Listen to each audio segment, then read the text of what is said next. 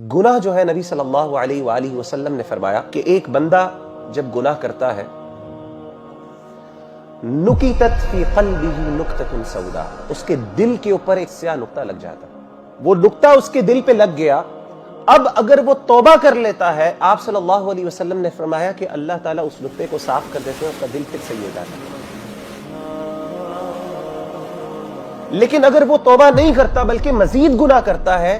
تو آہستہ آہستہ کیا ہوتا ہے کہ وہ سیاہی پھیلتی رہتی ہے، یہاں تک کہ وہ پورا دل سیاہ ہو جاتا ہے۔ مربادن کلکوز مجخیا، آپ صلی اللہ علیہ وسلم کے الفاظ ہیں حدیث کے، انسان کا دل پھر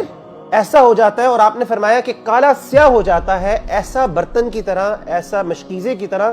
جس کے اندر بس پانی جاتا رہتا ہے، جو ابزارب کرتا رہتا ہے چیزوں کو، جس میں کوئی چیز ٹھہرتی نہیں ہے، جو پریزرو نہیں کر سکتا کوئی چیز۔ اور آپ نے کہا کہ اس کی حالت کیا ہوتی ہے، اس کی نشانی کیا ہے کہ لا يعرف معروفا ولا ينکر منکرا الا ما اشرب من ہوا، اس کو اچھائی اچھائی نہیں لگتی اور برائی برائی نہیں لگتی۔ یہ بہت بڑی بات ہے، ذرا اس پہ غور کریں۔ آپ کو پتہ ہے ہم میں سے اکثر لوگ جو اچھائی ہے نا، when we do something good، ہم کوئی اچھا کام کرتے ہیں نا تو ہمیں اس کی خوشی ملتی ہے، جس کی وجہ سے ہمیں کیا ہوتا ہے، موٹیویشن ملتی ہے، ہم کیا کرتے ہیں، مزید کوئی کام کرتے ہیں، رائٹ؟ اور اگر ہم کوئی برائی کا کام کریں تو کیا ہوتا ہے، ہمیں گلٹ ہوتا ہے، پچھتاوا ہوتا ہے نا۔ تو اللہ تعالیٰ فرماتے ہیں جب انسان گناہ کرنا شروع کر دیتا ہے تو ایک وقت آتا ہے کہ انسان کا گلٹ بھی ختم ہو جاتا ہے، اور جو اچھے کام کرنے کی لذت اور مٹھاس ہوتی ہے وہ بھی ختم ہو جاتی ہے۔ وہ اچھا کام کرتا ہے، اس کو کوئی پلیجر نہیں، کوئی خوشی نہیں محسوس ہوتی۔ اور اگر کوئی گناہ ہو جاتا ہے تو جیسے حدیث میں آتا ہے ویسے یہ جیسے کہ ناک میں مکھی بیٹھ گئی، اس نے اڑا دی، اس کو کوئی پتہ نہیں چلا۔ It did not affect his heart at all، کسی لیول پہ اس نے افیکٹ نہیں کیا اس کو۔ تو نہ اس کو اچھائی اچھائی نہیں لگتی، برائی برائی۔ اس کا ایک مطلب یہ ہے کہ انسان کو اچھائی پہ لذت نہیں فیل ہوتی، خوشی نہیں محسوس ہوتی، اور برائی پہ انسان کو تکلیف نہیں ہوتی۔ گناہ کر کر کے اس کا دل ایسا سخت ہو جاتا ہے، ایسا سیاہ ہو جاتا ہے، ایسا زنگ لگ جاتا ہے، اس کو گلٹ نہیں ہوتا، وہ اثر نہیں ہوتا دل کے اوپر۔ تو اس کا مائنڈ تو اس چیز کو قبول کر رہا ہوتا ہے، لیکن اس کا دل کسی بھی لیول پہ انفلوئنس نہیں ہو رہا تھا۔ جیسے سیریل کلرز ہوتے ہیں، سیریل کلرز کیا ہوتے ہیں، they just kill،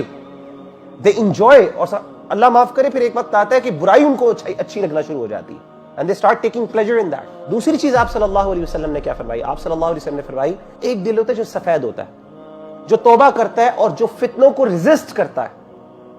جب اس کے اوپر کوئی شہوات، اس کے دل میں کوئی برائی آتی ہے، کوئی گناہ آتا ہے دل میں، تو وہ چیز کیا کرتے ہیں، اس کو ریزسٹ کرتا ہے، یہاں تک کہ وہ سفید پتھر کی طرح سٹرونگ دل ہو جاتا ہے۔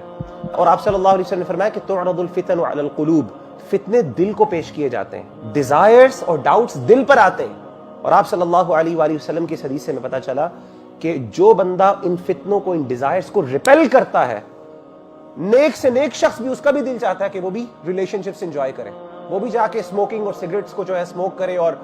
جو ہے نا ڈرنک کرے، اور پتہ نہیں یہ سب کچھ کرے، ہر بندے کا دل چاہتا ہے۔ تو آپ صلی اللہ علیہ وسلم جو ریپیل کرتا ہے ان فتنوں کو، ان ڈیزائرز کو، جو دل کہتا ہے نہیں، I have to stand on my grounds،